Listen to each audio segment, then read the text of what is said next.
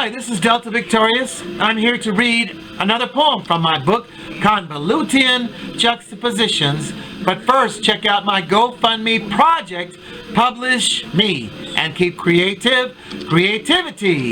2433, February 12, 2018, Patagonian bird lizard. Patagonian bird lizard. It has been seen dragging bloodied stumps around. That bump stock has a relatively haunting sound. Amazing that spiders slide into patriarchal paradoxes. Little foxes with a doe-eyed innocence forced to relent in a twisted revisitation. Like some Patagonian bird lizards, a flock of them take to the sky, the paradise of restless ire, an abomination of angry gesticulations. Summer sun sparkles off a mason jar filled with moonshine. Don't ask why. Don't ask why. Whether the weather will be kind to those boatloads of genocide victims. The thrones go falling like loaded dice. The rictus of their severely thin smiles is chilling.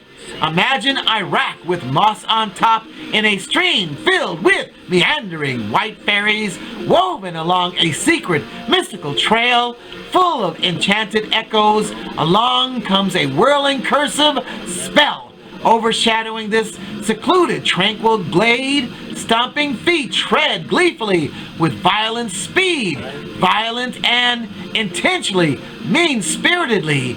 Grasshopper cries as he hops despondently away. Falling dandelion seeds play havoc with riotous centipedes, and the riled holler of ghostly retreating apparitions covers the land with impossibly crude abrasive curses. One sweep of a maiden's laconically sleepy gaze. Quiet solitude is gone. In turn, madness scurries with a mournful song.